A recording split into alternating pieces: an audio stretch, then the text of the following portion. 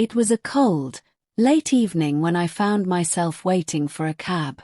The air had an odd stillness to it, and the city streets, usually bustling with activity, were eerily quiet. The only sounds were the distant hum of a car engine and the occasional flutter of a paper bag blowing across the pavement. My phone buzzed with a notification, but I barely glanced at it, too preoccupied with the growing sense of unease creeping over me. I wasn't usually out this late. The meeting had run over, and I was stuck on the edge of town, far from home, in a part of the city I wasn't familiar with. The streetlights were dim, casting long, distorted shadows. The wind carried the scent of something unfamiliar. Maybe it was just my imagination, but everything felt off. After a few minutes, a yellow cab pulled up to the curb.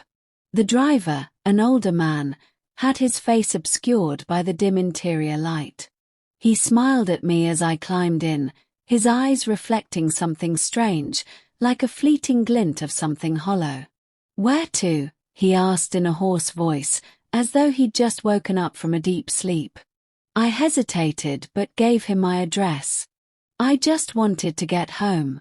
I wanted this night to end. As the cab pulled away, I leaned back, trying to shake off the unease. The city lights flickered, but as we moved further, the lights began to fade. The skyscrapers and neon signs that I was accustomed to began to disappear, leaving behind long stretches of dark road. The cab's headlights barely pierced through the growing fog. I glanced over at the driver, but he kept his eyes focused on the road ahead, his hands gripping the wheel with a strange intensity. "Where are we going?" I asked, my voice slightly trembling. The driver didn't answer. His expression never changed. "We're almost there," he replied, his voice calm and detached, as though he had said the same thing 100 times before. I tried to dismiss the thought that something wasn't right, but the road was becoming unfamiliar, the surroundings even more desolate. The street signs were becoming fewer and farther between, and I began to realize that I had no idea where we were heading. My stomach churned as the last remnants of the city disappeared behind us. I opened my mouth to ask again, but the words caught in my throat. Panic began to rise, and I fought to control my breathing.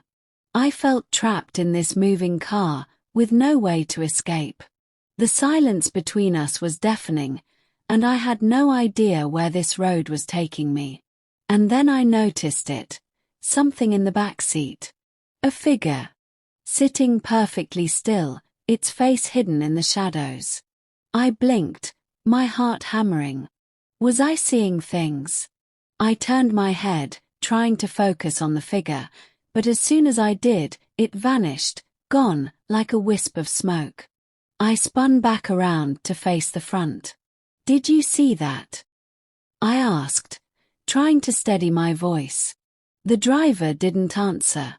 He just kept driving, the same calm expression on his face, like nothing had happened. Something was wrong. Very wrong.